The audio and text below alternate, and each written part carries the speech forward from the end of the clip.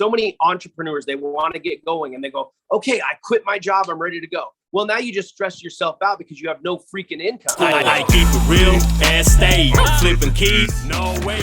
The $1 Million Hustle Podcast, where we keep it real, a stated entrepreneurship wisdom.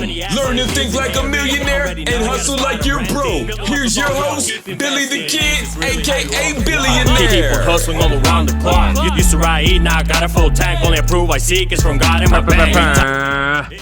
What's good, everybody? It's your boy Billy the Kid, aka Billionaire, aka BDK, and I am so pumped. Just finished an interview with Chris, man, from the Undercover Billionaire show. And if you watch that show, he was the one from California, and it's, you know, first of all, shout out to Chris, man. He's super humble, and he is a beast when it comes to just information and mindset. You know, not to mention we shared a lot of books that we like it's crazy, and it's cool to run into people like that, people that have similar interests in the stuff that you know, when you're trying to better yourself and grow yourself. So it was such a powerful interview, and I can't wait to dive into it. You know, just even like the one of the questions I asked him was, Elaine, you know, what were maybe top 5, 10 things that you learned from being around her, right? Her being a billionaire. And I mean, he ran him through, and he's not letting the, you know, the show, for example, get to his head. He's just a super humble dude, man. And, you know, I love that because, you know, I can relate to that because I fought hard to kind of stay grounded myself with music and everything else. So, you know, he's so relatable. I'm super excited to dive in. Before we get started with this interview, make sure that you guys go to billythekid.com and order an autographed copy of my book, The Power of Being Uncomfortable. And otherwise, it's available on Amazon, Target.com, Barnes and Nobles, and all that. But if you want an autographed copy straight from me, go to my website, billythekid.com. And then make sure that you guys subscribe to my channel on YouTube, /BillyTheKid. So go subscribe right now. There's so many things we got coming. I'm super excited. So, you know, not just the podcast, but just vlogs and music and just a little bit of everything that I got going on. So, other than that, I'm super excited. We just sold out for the one-on-one coachings that I'm doing for 2022. So that's such a blessing. You know, the mastermind, shout out to all the guys in the mastermind. The mastermind is going great. And just hearing how many things these guys have done in so little time, it just gets me excited. You know, losing weight, business, financially, just all these different things. I'm super excited. So shout out to my guys on the mastermind. And here soon, you know, I'm probably going to bring them on or, you know, or whatever, but stay tuned. Again, sold out for one-on-one. Such a blessing to say. But grab a copy of my book, The Power of Being Uncomfortable, and reach out to me. Any questions you guys have, or, you know, I'm not going to say no to some coffee or lunch or whatever. So just reach out. That's what it's all about. Other than that, I think that's all I got for now. So make sure you guys keep following and actually follow the page for the $1 Million Hustle Pod. So we're killing it again. The $1 Million Hustle Podcast. Think like a millionaire and hustle like you're broke, baby. But with that being said, let's bring Chris in. What's up, man? How you doing? What's going on, Billy the Kid? You know what? I like to wake myself up in the morning and say, woo, let's go, bro. Let's Come on, go. Little Ric Flair chop. I love that. That's what I want to hear, man. You had your cold shower already and all that good stuff, huh? Oh, man, you know, it's 9:30 California time, but, you know, up at 5:30, already been to the gym, already did my daily routine. And already worked my side hustle. I'll kind of tell you a little bit about that in a little bit. But how you doing, man? Good. You know, good. Just working hard, you know, growing businesses and, taking care of the same way I did, 2-3 hours in the morning. And if we could start on that, Chris, because you mentioned that you got your morning done already. What does that mean? What is it? What do you do? Well, it's important. And I love the fact you said you're growing businesses out there in Nebraska and not growing corn, because I know you got corn out there. So, yeah, morning activity is so important. And I'll tell you what, I'm excited to do your podcast, Billy. I love meeting out there in Pueblo, Colorado. But I'm more excited about doing your podcast in a year, because I can tell you this year has been the most prosperous, the most successful, most stable year in my entire life. And I just turned 50. So that's really saying. But morning routine is so important. And I put some notes down here because I want to make sure that I hit everything.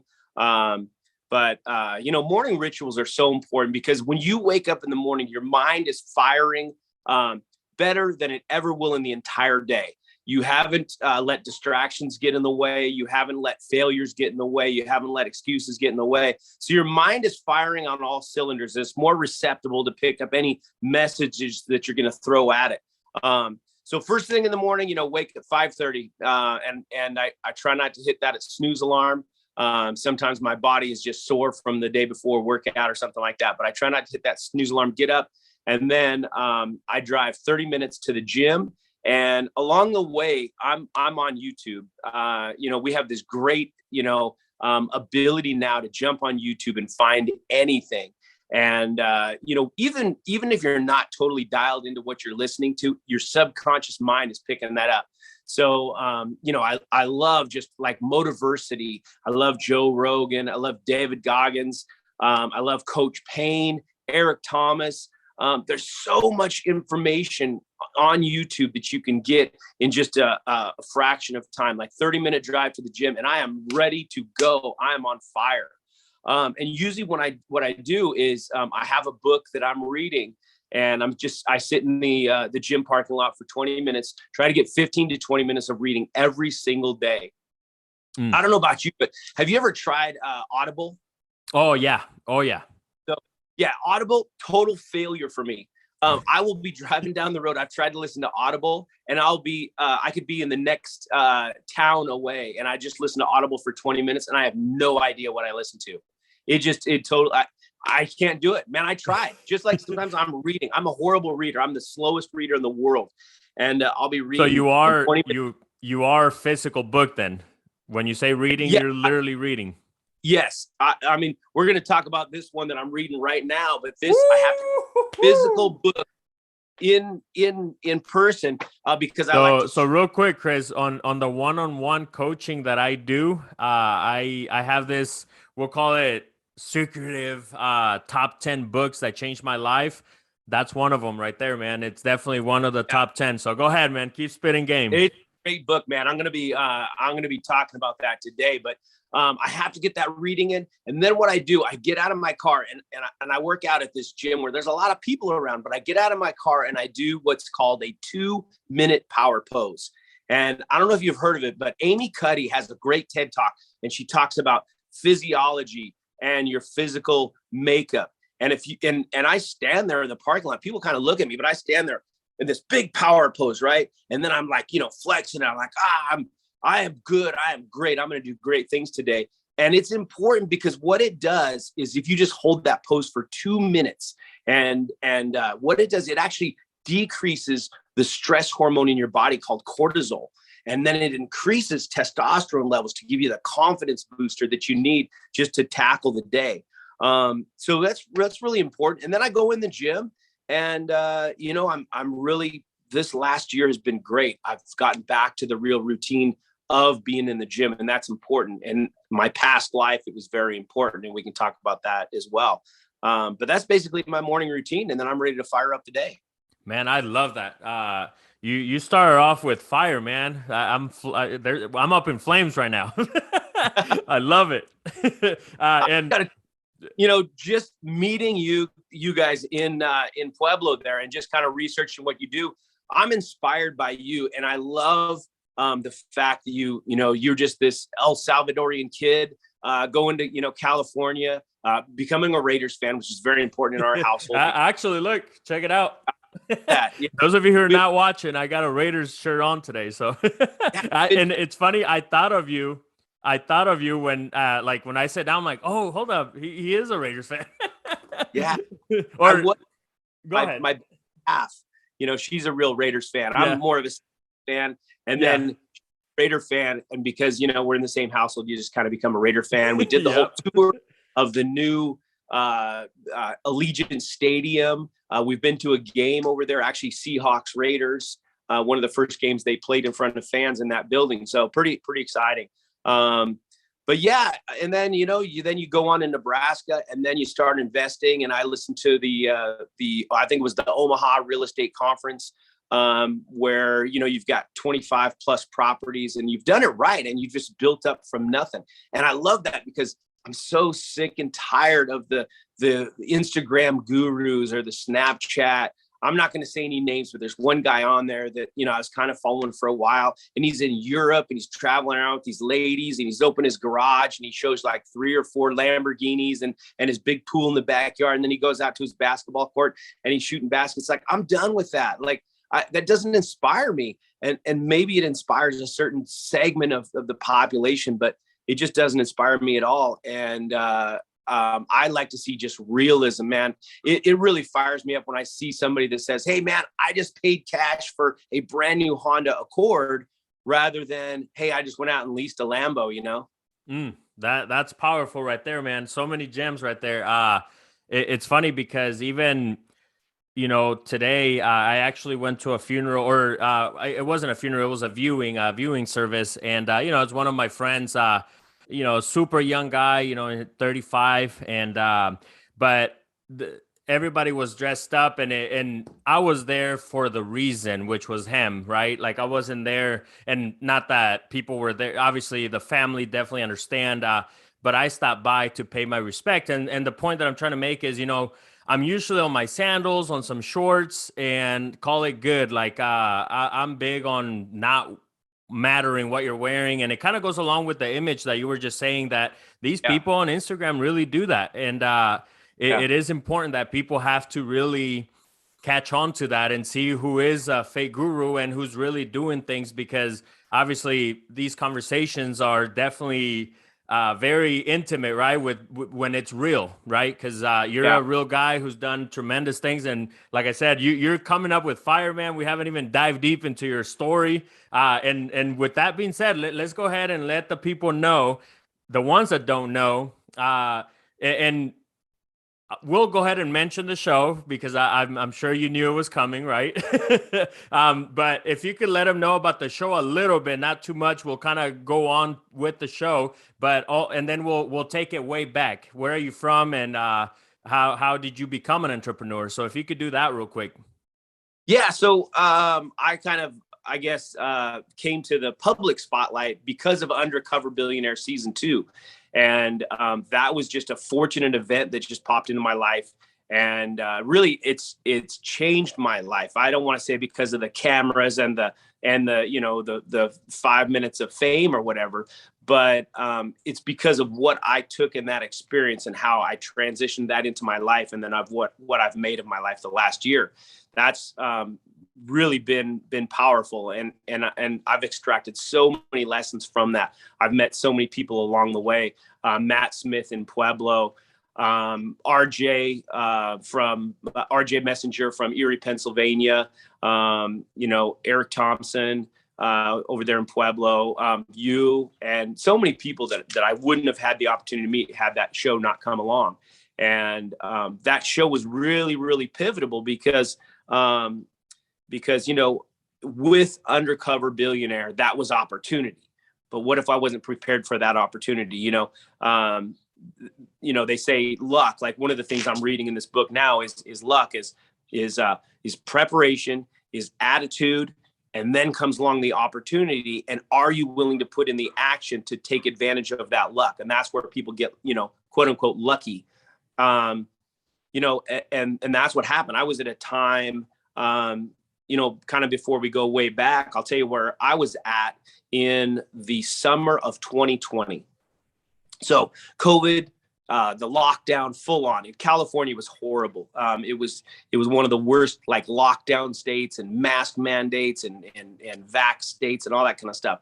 So I had just pretty much lost my business. I was in the marketing business. You know, I had a pretty successful marketing agency where I marketed for other businesses. I marketed for service businesses. I marketed for RV services, food services.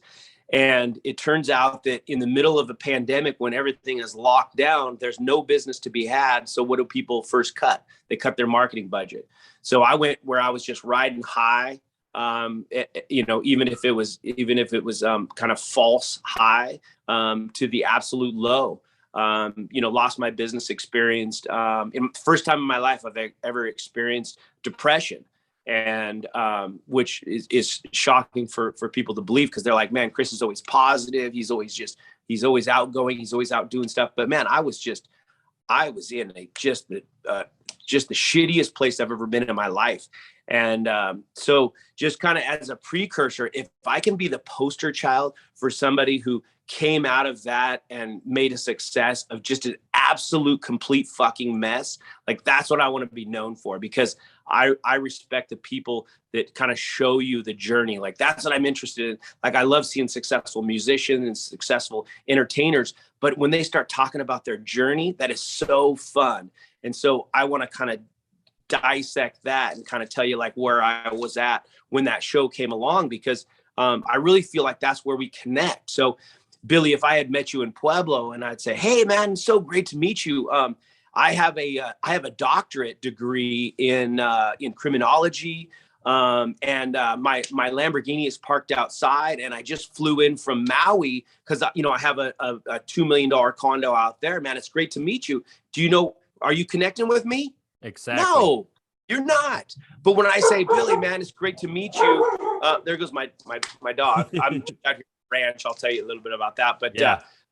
We connect on our kind of our inadequacies. We connect at our failures, because if I say, man, Billy, I suffered from depression, man. Billy, I practically slept in my car, man. Billy, I was broke at one time.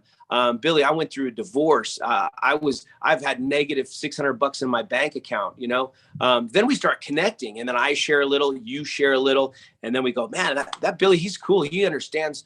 And then you're like, hey, then this is what I did to get out of that place. And then I read this book, and then I got this 2-hour video, and then I enrolled in this class. That's what I want to know. So, you know, I just want to be the poster child for that guy that just came out of all that bullshit and was able to turn it around and really make something of it. So I was living downtown at a place called Shepherd's Inn in July of 2020. And then that show just shows up out of nowhere. Elaine Culotti walks in. I didn't know who it was. I didn't know who Elaine Culotti even was.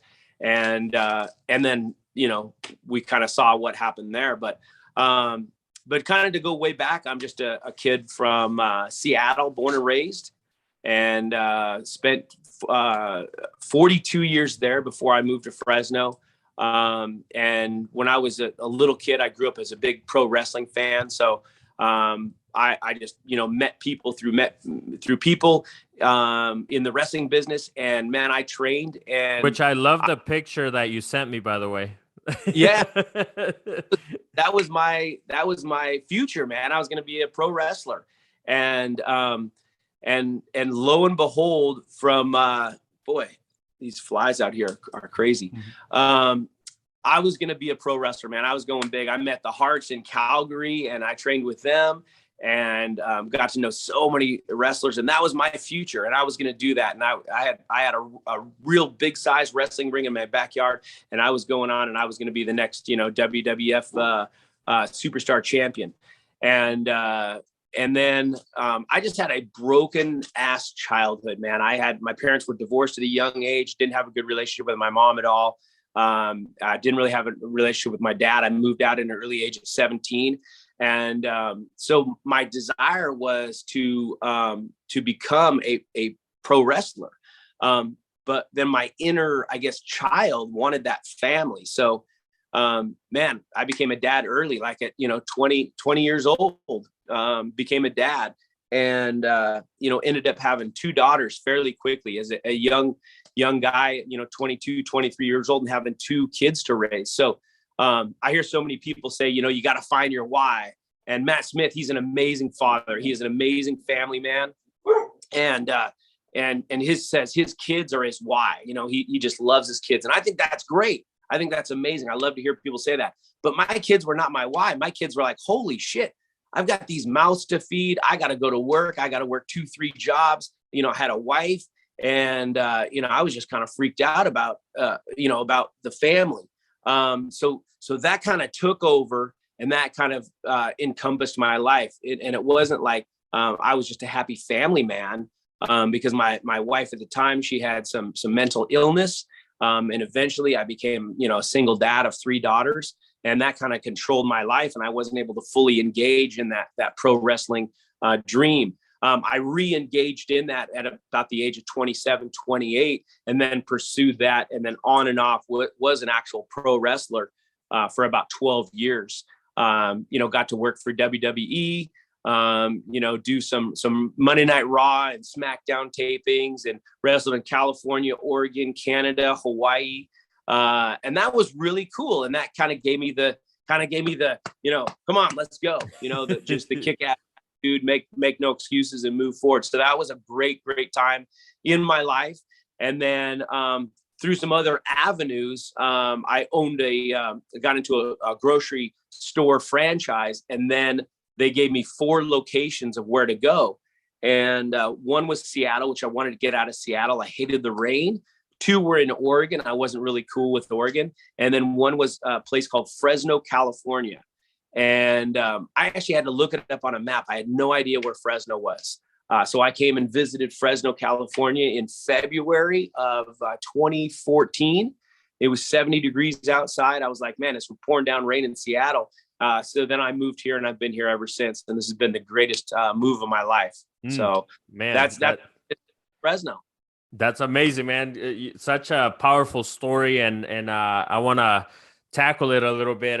So the first thing, you did mention depression, and, it's so crazy that you mentioned that, is that you do connect with people at a different level other than all the materialistic stuff. That's such a great point that you made. And, with the depression thing, when I got told that it was all mindset, and I knew at that time, even though I was younger and, I wasn't as studied, right, like as I am now, or educated, or self-helped, at that time I knew, well, I know I'm mentally strong. So they tried giving me pills, and I said no. And from there, again, it's a blessing in disguise, right? Because that's when I picked up the books, and that's when I started realizing, hey, you know what? There's more that, it's all mental. And so anyways, fast forward. So I would love to hear if there was a moment like that for you, or if there was a book maybe that kind of helped you out throughout, or anything like that. Well, I remember kind of falling into that depression, and it was because, I had lost my business. I just lost my direction. And I thought, okay, the one thing that did help me was I felt like we're in the middle of this pandemic. So maybe a lot of people are going through this. And that was helpful, because I thought, I didn't have to think, boy, am I the only one going through this? Because I can only imagine people that fall in depression. They think, I'm the only one that's going through this. There's something wrong with me. I just can't, get up and brush it off like everybody says. It's all mental. So what I needed to do is I need to kind of break out of that. And I said, I need to force myself into a routine that gets me up. So one of my clients, you'll see in the show, is the meat market. And I contacted the owner, and I said, hey, I need some stability in my life. Can I just come to work? And I had a lot of produce experience in my back, my back history, which I talked about in the show. And I said, hey, let's just totally redesign your produce area. I know the owner of the largest produce distributor here in Fresno. Let me make a call, and let's blow this thing wide open. So I took 2 stores simultaneously, and I created this produce program. And both stores started doing about $2,000 worth of business per week at both stores. So they basically went from 0 to increasing by $4,000 a week between both stores. And so I kind of took that on. And so 7 days a week, I'd have to be there, 6, 7 a.m., no matter what. And so that started creating a routine and getting me, I felt like I had purpose at that point, because by then my savings was gone. Just getting behind on rent. I ended up being like $15,000 behind on rent. I ended up being like $9,000 behind on child support because I got remarried again. I have a 16-year-old daughter. She's in Seattle. And you got to keep, paying and making that good. And just getting behind, just thousands and thousands of dollars in debt. And so I just said, I got to start with a purpose. And the purpose was the meat market. And I have all these great contacts in town. And so I just reached out to them. And like I said, I just made stuff happen little by little. And then during that, when I was basically living between Shepherd's Inn and trying to maintain this ranch that I have out here outside of town, then Elaine Culotti walks in. I got a message from the owner, Russ, who he appears in the show as well. And he said, hey, I want you to meet somebody. They're kind of filming this show. I'll tell you more about it. But I told her that you want to meet Chris because he knows a lot of people in town. And that's one of the things that I want to make very important before I forget. I've built, since I moved to town, I had a big business in downtown. I had the main grocery store in downtown. And so I met like the mayor, I met like the police chief, and had all these contacts. And I love networking. And so I'd meet all these business owners, and I just maintained all those relationships because, Fresno is a small town. There's a lot of population, but it's a very small town. And in small towns, you want to make sure you're not burning anybody. You want to be great to everybody. You're in Lincoln now, or you know Omaha? Lincoln. So you're in Lincoln. Imagine if you started a business and you started burning everybody in town. Guess what? Billy's name would be all over town. They're like, don't do business with that guy.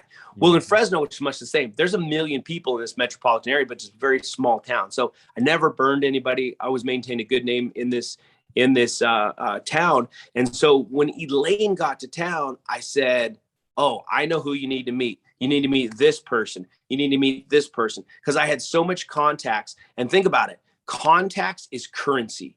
No matter where you're at, if you're in Honolulu, Hawaii, if you're in Oakland, California, if you're in Lincoln, Nebraska, contacts equals currency, because somebody has something that you're going to be able to leverage, not use people, but leverage. You connect with people. So you connect, you make that contact, and that becomes currency.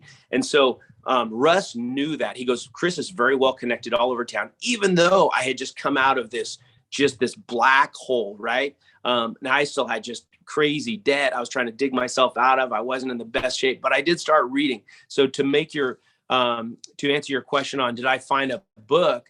I got back into the book. I've got it right here, man. This thing is tore up. I got it back. This is the Mastermind volume, but it's very, very simple. Think and Grow Rich. And this is the Masterminds. The pages are literally, it's fallen apart. Like I've all over this thing.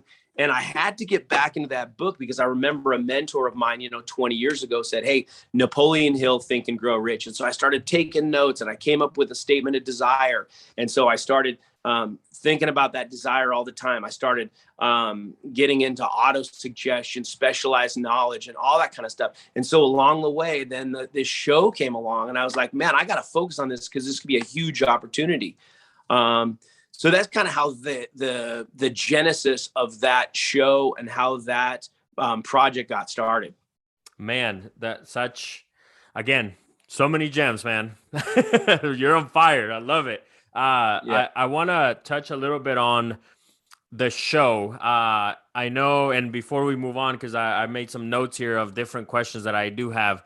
As far as the person that was there, Elaine, obviously billionaire, what are some of the top 5 or top 10 things that you could give us that you learned from her during that time that she was around?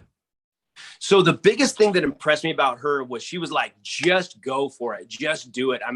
she would just say, you got to find that person and you go for it. She didn't have any problem with just taking over Shepherd's Inn and just completely dismantling it and creating a new vision. And she was ruthless about it. And she was like, had this just aggression, like, hey, we got to go for it, because, time, I didn't know anything about her being on a deadline, because I didn't really find out until about week 6 about what it actually was, because, we were curious what's going on. I mean, it's not like this is a small documentary. We've got 22, production people around. We got 5 production vans, and,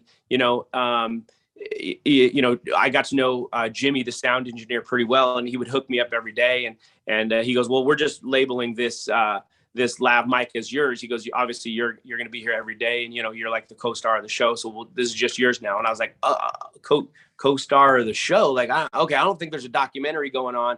So, we kind of, dug and wanted to find out what was going on. The one thing I didn't want to do, though, was find out who Elaine was. I didn't really care, because I was so involved and so invested in the project that she enrolled me into. She was really good about enrolling me into her vision. So I would say, just go for it. Enroll people into your vision. Find the right people that can make things happen, and then get a plan, and then implement that plan. I think those are 5 key takeaways. But once you have the right people in the right place, like good to great, they say, get the right people on the bus and make sure they're in the right seats. And she did that from up here on this level. And then she really trusted in me. If you saw kind of how that moved on, she got some people involved. She would bring them to the inn. She knew what the project was. And then she had me helping out, getting each project going. And then, over time, it was great, because, we had a fierce relationship. You could see us butting heads every single episode. We were getting into it. I will say, Chris, that I did feel bad. but one thing I did notice was your attitude, man. And if you could talk about just positive attitude, because it's so important. Positive attitude can get you so far in life. And, to kind of, before I give you the mic back, my truck's transmission went down the other day, or it's been a couple months now. And I had to go look at an estimate for concrete, right? And the thing is, the moral of the story is, most people, once that truck dies, what are they going to do? Throw their hands up, give up? That's it, right? Your day is ruined, your week, your month, your year. Some people let it go that far. And instead, what I did is I called the lady. I'm like, hey, here's what's going on. And the funny thing is, she's like, oh, well, my daughter works at Chevy. And I didn't think anything of it. I'm like, okay, well, there's a lot of people that work there, right? So I'm like, all right, cool. I'll be there later. I'm like, sorry about that. And I even shot her a picture, I think, on a text, kind of let her know, like, hey, I'm not lying. Here's the picture with my pickup. Anyways, fast forward, and the service rep that assisted me was already basically denying my warranty on my truck. So her daughter did take over my file, and because of her, I ended up paying $0 because the warranty got kicked in through her. And she had told me, she's like, hey, the other rep wasn't going to do it. The whole point is that positive attitude. What if I wouldn't have just not showed up that day? Because it is a big deal, right? But I one thing, and I stand behind it, is if your problem is money, then it's not a problem. You don't have a problem. Write the damn check and move on. Now, there are different levels of currency, right? Like, different people have different monies, but it's the idea is the same. You're not going to sit there and get sick, because you do get sick with stress and everything else that comes along with that. If you sit there and just cry about whatever the issue is, a tire or whatever. And again, that can roll over to other negative things. So with that being said, if you could talk a little bit about positive attitude. So positivity is so important in any situation. So let's go back to your situation, first of all, because I think that's key in what you said. So you remain positive about it. You showed up, and that young lady that worked for Chevy, now you already had a previous relationship. You had a contact. So you were positive and you had a contact. And what did I say about contacts? Contacts equal currency. You could have written a $6,000 check for that transmission, but I don't care if you're a millionaire. it's way better to get that $6,000 paid for by a multi-billion-dollar company who can afford that. They were just jerking you around on the paperwork trail. So that's where it's key to have those contacts, but you got to remain positive. So when I would get just beat up night and day, and think about it, in that Shepherd's Inn project, we were working 14, 15-hour days and just nonstop. And so when I thought I had an idea on how to do something, or she was pretty ruthless. There was times where I would contact somebody and try to reach out to them and then try to make some things happen. She would come back to me and she goes, "What in the F were you doing? And this, and you just cut me down." And I would go, okay. And again, I really had to stay positive at that point, because I was like, I had to think about the bigger opportunity, because I knew there was something big going on, and I had to just shut my mouth. I had to just, go in my room and just, kick the wall and just go, you know what? I got to be positive about this, because something really good is going to come out of it. And I had to be grateful for the opportunity that I was given. But it's so key. If you just get negative and you want to blame everybody, and, you want to point the finger, then you can, there's plenty of people to point the finger at. But when you take responsibility, you take ownership of everything in your life, it's really easy to stay positive, because you hold the keys to everything. And you know what? I'm sure a lot of people can agree with me that was my favorite thing about you, right? Like, you literally just kept that positive attitude, and obviously you kept doing the best that you could, right? With what you could control. And I want to talk a little bit more too about just the show overall. How has that helped you? Because and if you could let our listeners know, you got something under your sleeve right now, right? Yeah.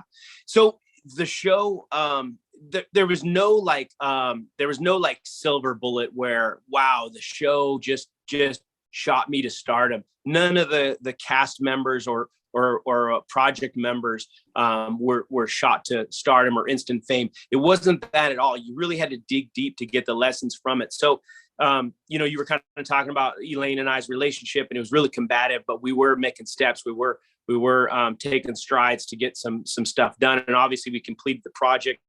And I felt, a little beat up every single week. So number one, I read every single day, and I read Simon Sinek, Leaders Eat Last.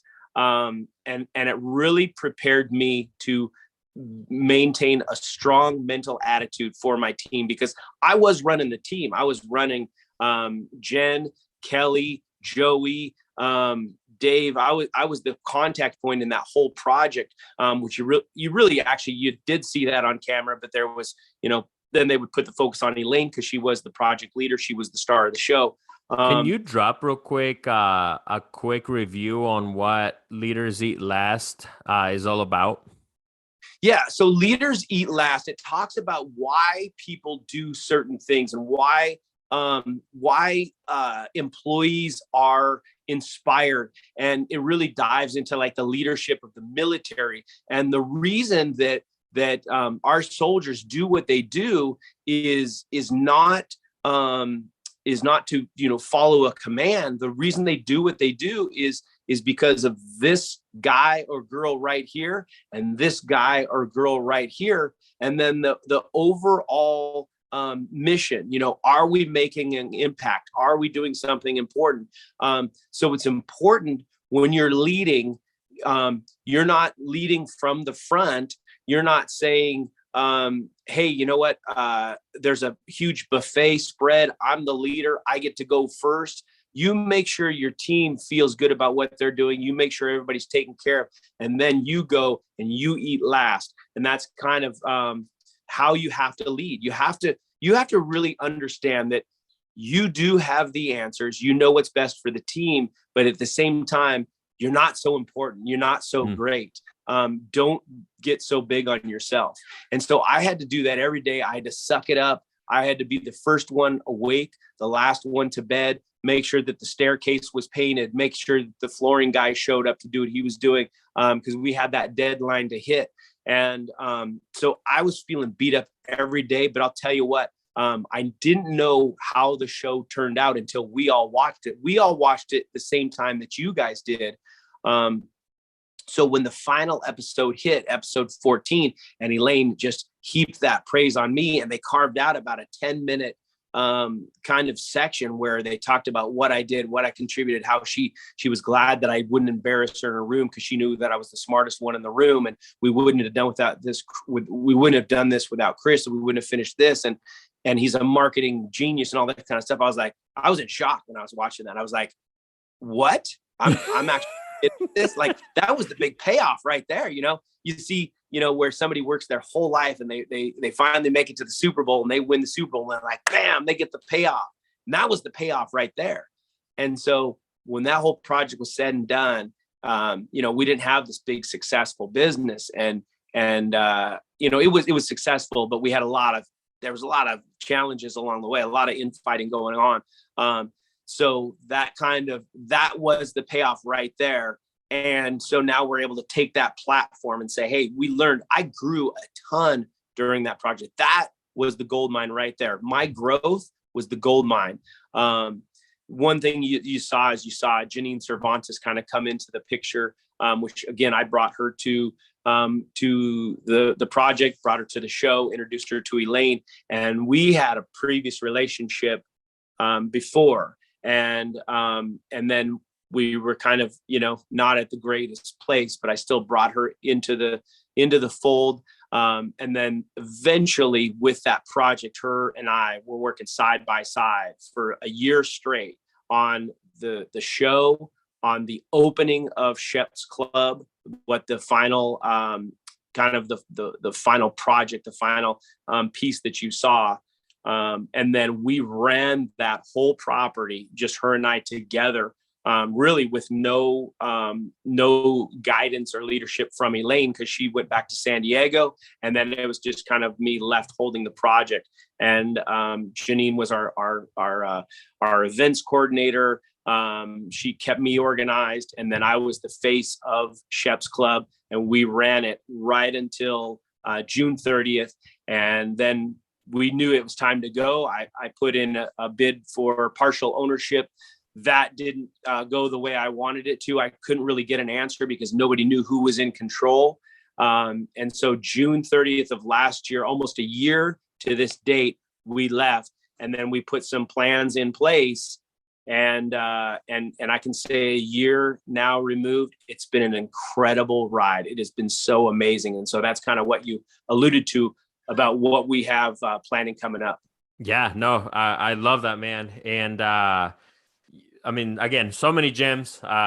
Literally, I can't keep up, man. It's just dropping bombs. I love it. Yeah. So everything that I learned from the show, it really created an incredible, kind of mastermind, if you will, because now there's me, there's Janine. And I got to tell you, Janine and I have an incredible relationship. It's been better than ever before, the best relationship I've ever had in my life. And we obviously are looking to further that and solidify that.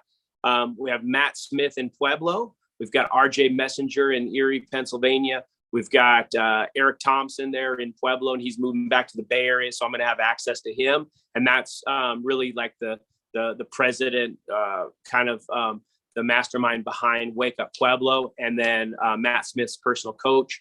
And then we have like Mia and some other key players that are going to be a part of something. I just got the final logo version back of something called Understudy Billionaire.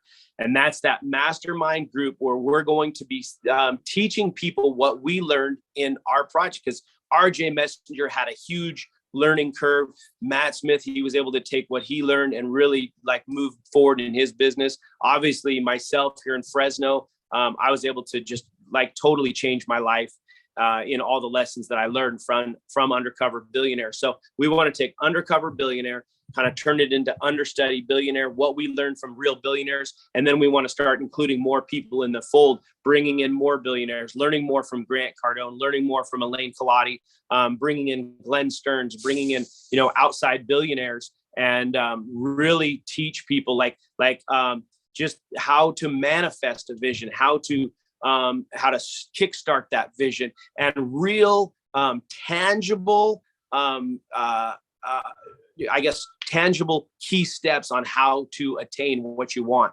Because there's so many raw seminars and stuff that you go to, and then the emotion dies down and you're just kind of left going, oh, you know, I don't know what to do now. But we want to just create a platform where we can bring people into the fold and we can teach them what we learned from those billionaires.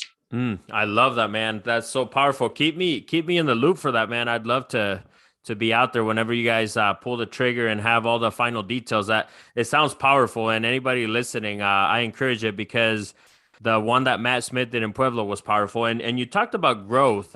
You keep mentioning growth, and it's funny, as a spectator and as a fan, I was behind my TV screen and I got growth out of that show. Just the whole idea, like, you know, me and the wife like binge watched it, like, because there was so many lessons, right? And so I love that you said that. And just with the whole growth thing, for somebody listening out there, because a lot of the listeners that listen to my stuff are maybe somebody that are thinking about pulling the trigger, or right. And what, if you could explain, how can these people grow? What is one action or a couple actions that they can do as soon as they're done listening to us, for them to grow? One thing I can tell you right off the bat, it's like, I think $12 or $15 is go pick up this book, The Compound Effect. And really, let me read you this piece that was so powerful. So it is time to restore our character, if not for the sake of saving America, at least for our own greater success and achievement. Don't buy into the genie in the lamp idea. You can sit on your couch waiting to attract checks in your mailbox, rub crystals together, walk on fire, channel that 2,000-year-old guru, or chant affirmations of what you want. But much of that is hocus pocus commercialism, manipulating you by appealing to your weaknesses. Real and lasting success requires work, and lots of it. So the secret, that's bullshit. Like, you don't just try to think on something and manifest it and poof, it just comes into effect. The secret is important because, like Think and Grow Rich, you have to have a desire. You have to focus on that desire. You've got to use auto suggestion, meaning work on it every day.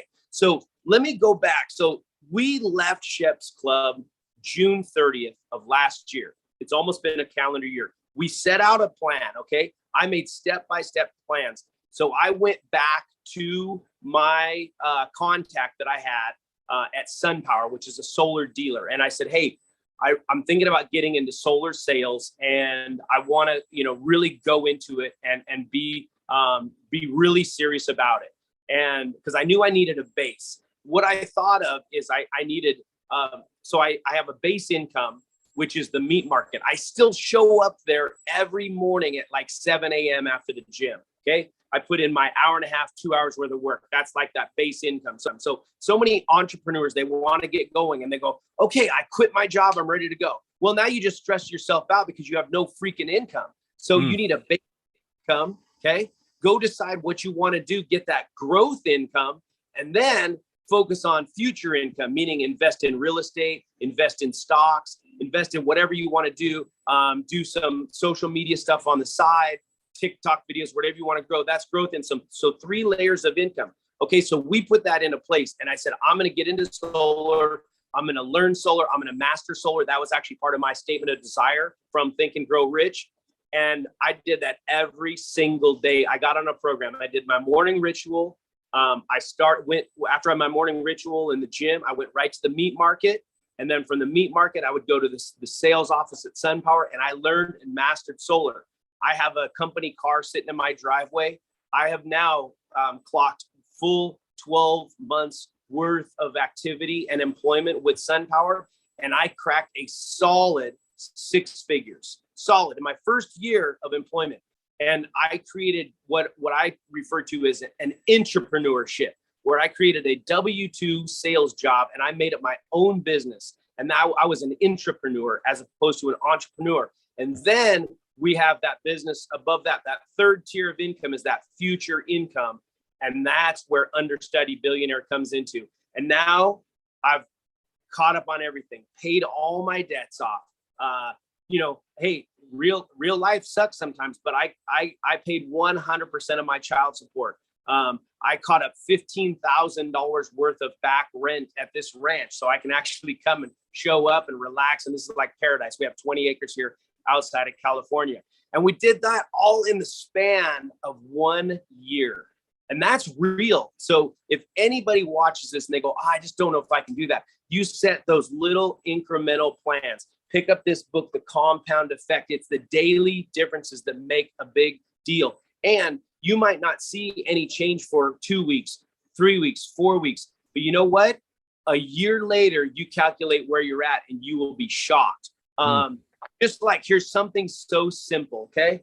I have this iced coffee that I drew from the coffee machine. And there's an example in this book where that $4 cup of coffee doesn't seem significant. But that $4 cup of coffee every single day for 20 years will cost you $51,833. So this is cool, Billy. What I started doing just yesterday, now we have $6 in the jar, is this cup of coffee, because we have one of those little Keurig machines. I can draw this when I'm leaving in the morning, because I'm trying to do just regular coffee, no cream or sugar. I'm doing the intermittent fasting, which has been incredible for my energy, where I'm eating 16 hours off, where you can just have filter water and coffee, and then you can eat during an 8-hour window. But the coffee thing, okay? I said, well, if we make coffee at home, it's about 95 cents. A regular iced coffee at Starbucks would cost me $3.95. So now every time I make a cup of coffee, we pay ourselves for that cup of coffee, and we put $3 in the jar. So we want to see where we're at the end of the year, and how much money that we've accumulated in there. But things are incredible, and if somebody doesn't think they can do it, man, reach out to me, man. We'll get a plan in place, and we will kick your butt. And just like Elaine kicked my ass on the show and got me into shape, man, she's a fire plug, man. And she knew what she was doing, and she knew how to set me straight, and it paid off. I couldn't be happier. Man, I love that, bro. That coffee thing, man, it's something that I should probably start implementing. My wife would have the hardest time, because she likes her coffee every morning. That's her, when she's doing her morning stuff, part of it is she ends it with a cup of coffee from Scooters out here. Maybe one time that you visit out here, man, we could go grab some Scooters. It's like Starbucks, but it's actually from Omaha, but it took over the Midwest. I think Vegas just got their first location. So anyways, I love that, because compound effect. I mean, the little things that we do, right? Like that's, thank God where I'm at. I can sit here and tell you that's what it took, is all those little pennies, right? I was just talking to somebody the other day, actually, that he did the norm, nothing with entrepreneur, but he's retired, or he's not even retired. He has a lot of money. He has over $1 million in the bank and all this. He's older, and he shared with me an app that basically gives you a percentage back when you pump gas. And let's be honest, we could all benefit from that right now. And the whole conversation, the point was that it's those little things. You do those little things, then they add up. And it goes with the next question that I had for you, Chris. The stardom, you mentioned that earlier, and it's so important because people want it now. They see people like you, like I, that have put in the 10,000 hours, right? We've put in the work. We've, with my music stuff, I've been in the industry for near 20 years, with real estate, a decade, right? Like construction, a decade. And people think that it just happened overnight, and it doesn't. So you mentioned stardom there. I think it's so important, and it goes along with what you said, that it's those little things that we can control. If you can't get up and work on yourself, you're not going to get that $1 million. If you can't sit there and read for 5, 10, 15 minutes a day, you're not going to get it. That's just how it works. It's those little things add up. So if you could maybe touch a little bit more on that part, just the whole stardom thing and having patience. I think patience is key. Yeah. That's what we can't, we can't hold on to, like that stardom. If I had done nothing with my experience, if I had done nothing with this show, it would fade, because that's what happens. People just have a very small attention span. Okay. Matt Smith said it very well. He said, hey, this show will die when we stop talking about it. When we let it die. If you get on TikTok and you get 1 million followers on TikTok, but you don't do anything with it, it will die. It just fades away. So you have to put in the work. You know, LeBron James, he didn't become an overnight success in the NBA. He's celebrated when he holds up that, you know, that trophy for the NBA championship. Everybody is celebrating it. They're like, man, that is the celebration that they get to give him for all those thousands and thousands of hours that he was working behind the scenes when nobody saw what he was doing.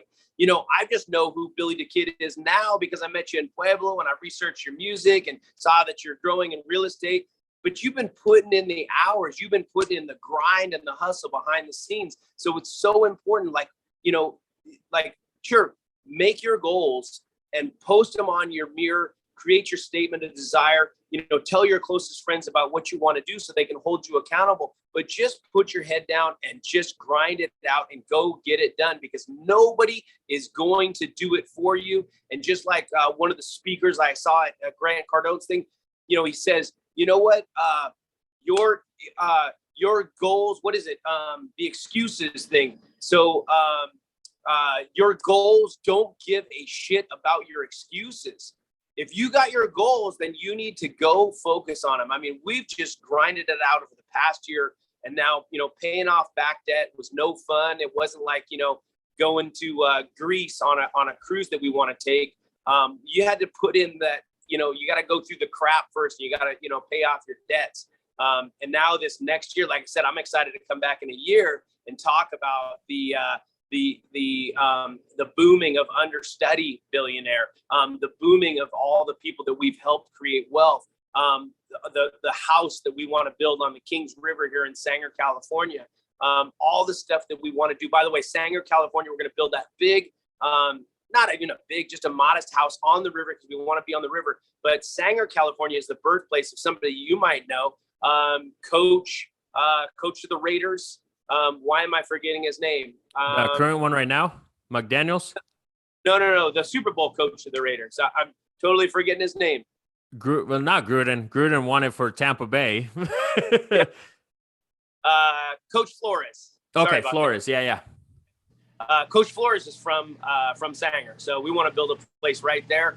We're putting all that stuff into place right now, but we would have done it if we didn't start with the foundation and didn't really, you know, gut through this last year. We put our head down. You know, I haven't been pushing, trainings on social media stuff because that wasn't my place. My place this last year was to put my head down, work as much as I could, learn solar, prosper there, pay off my debts. And now I'm just free to come out with this Understudy Billionaire, teach people what I've done. And like I said, I want to be the poster child from just coming out of a heap of a giant fucking mess and just creating something beautiful, something great, and more important, something stable that we're not going to lose. Man, I love that, Chris. That's so powerful. And again, I you know, maybe we could revisit a second part because there's so many things that I even want to ask you, but you know, we're running out of time. I know you got your things going on. Think and Grow Rich. I just want to throw it out there. That's definitely not my number one favorite book of all time. I read it every day, actually. You know, right now I'm 2 pages a day. And it's nothing new. I've read it 10 years ago, you know, but literally that's how powerful that is. But, you know, we could have a whole episode about that, about that book. Revisiting those concepts are so key because think about it. I mean, where the enemies of success, they talk about those 3 things is indecision, doubt, and fear. And people sabotage their day every single day because the alarm goes off. They are indecisive about getting up. Do I hit snooze? I don't know. Do I wake up? No. Do I get up? And then they have that doubt. Oh, I'm not good enough. I'm not smart enough. And then they just have that fear of failure. And that was my thing for a long time is I had that fear of poverty. Like you think about it all the time. You're like, I don't want to be in poverty. I don't want to be in poverty. The only thing your subconscious mind hears is poverty. So just don't say, I have a fear of poverty. I don't want to be in poverty. Say, hey, I want to be successful. I want to be wealthy. I want to have abundance in my life. I want to be positive. Keep saying that. Feed that into your subconscious mind, because if you don't trigger the heavy vibrations in your subconscious mind, you're never going to tap into that 6th sense, which taps into that, you know, that massive wealth, and then the floodgates open. You're like, how did I do this? What happened? Well, you did it with your subconscious mind, and you tapped into that, that infinite intelligence that's in that universe. And that's the real secret behind it. It's, you got to increase those vibrations every day, put in that work, and just go do it. I love that. Love it, man. And I'm going to ask you the last couple questions here, and then I'll let you go.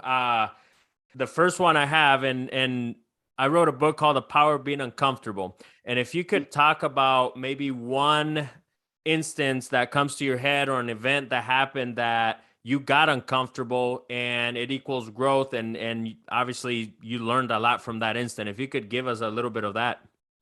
Yeah. So I made the decision, and I love the just getting uncomfortable. I love that concept, because Matt Smith, he says, do shit that scares you. And so when I made the decision to get into solar and really cut my teeth in it, I didn't have, all of this knowledge of solar. I had to learn it. And I said, you know what? In the beginning, I'm going to need to work harder than somebody with knowledge, because in the beginning, when you start something, if you outwork somebody, that replaces your knowledge. So, along the way, once you become knowledgeable, something like real estate, if you get into real estate, you're really knowledgeable at real estate now. You know how to obtain the properties and refinance the properties and pull the equity out and, do it all over. But in the beginning, somebody just has to work their ass off because they just don't know. So hard work replaces knowledge. And so I would go out like on a Sunday here in Fresno. I mean, think about it. I started in June. Okay. On the weekend, 100 degrees out, right? So I would go out and flyer neighborhoods when it was 100 degrees out. I remember being out there on a Sunday. I'd get uncomfortable.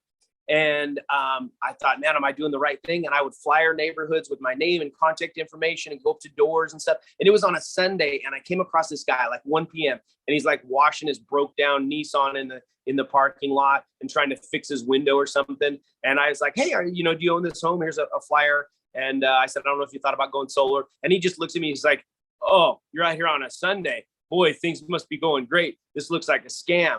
And I was like, you know what? This guy, man, this motherfucker, I'm going to show him, you know what? I'm going to be successful. This guy has this broke ass Nissan. He wants to talk shit about me, and I'm going to become super, super successful in the solar business. I can come back here. I can buy 14 of his broke down cars, and I'm going to show him. So, at first, whatever you undertake, you have to get uncomfortable. But I got uncomfortable as hell, and I was working my ass off, and I just had to do it. And now, like I said, I'm one of the top guys at SunPower. I've got a beautiful company car parked in the driveway, and that didn't come without getting uncomfortable. Love it, man. Such a beautiful answer there. And if you were to summarize success into 3 steps, what are the 3 steps that people have to take to be successful? Get out of your own way. I had to do that because I had sort of an ego. You got to get out of your own way and realize you're not that important. Okay.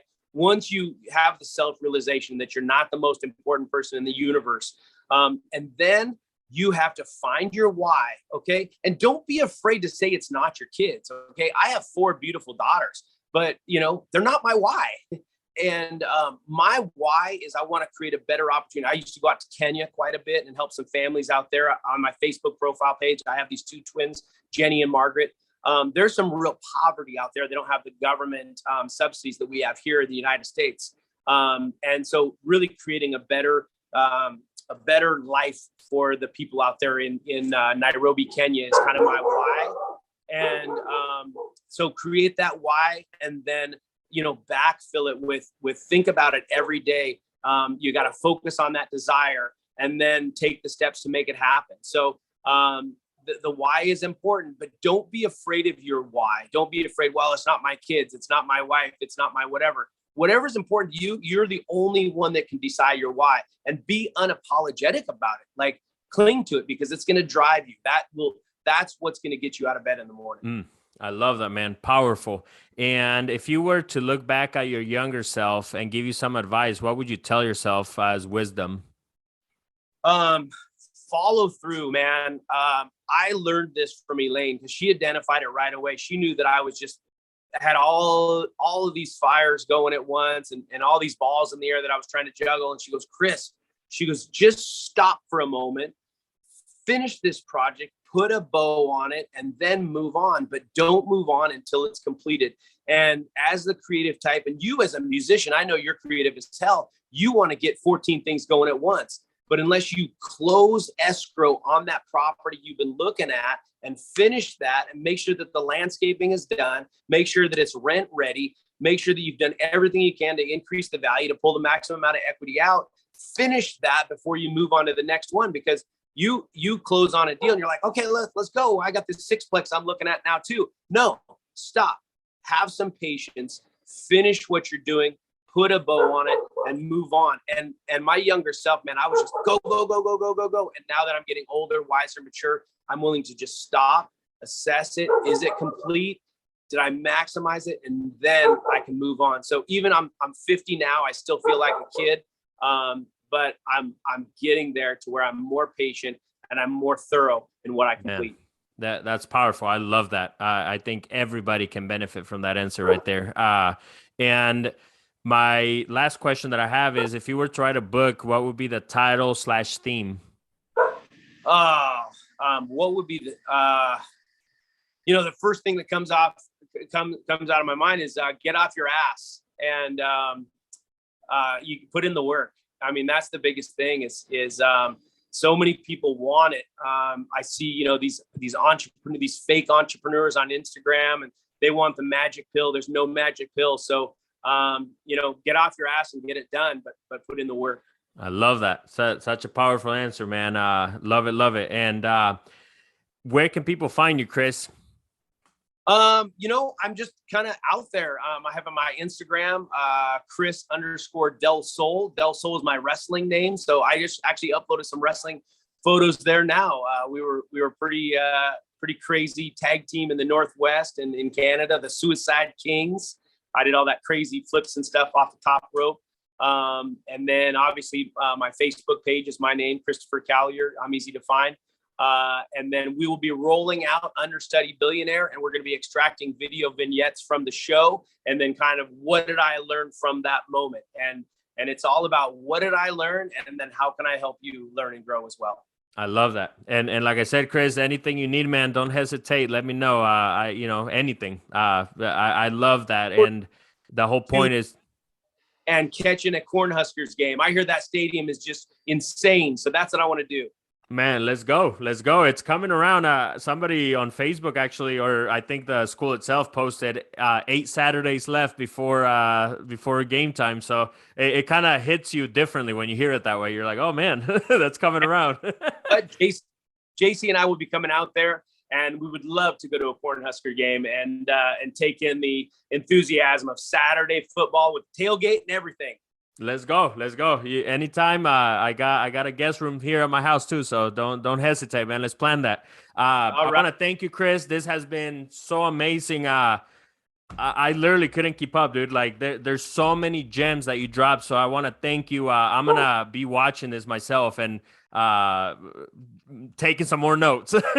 So I want to thank you for that. And anybody out there listening, make sure you guys follow Chris. And also make sure you guys follow me, Billy the Kid, on Instagram, Facebook, and all that. And then subscribe to the channel, Billy the Kid, and $1 Million Hustle Pod on Instagram. So thank you guys, and we'll see you on the next one. Let's get it. Vamonos. People hustling all around the clock. Used to ride, now I got a full tank. Only approve I seek is from God in my bank.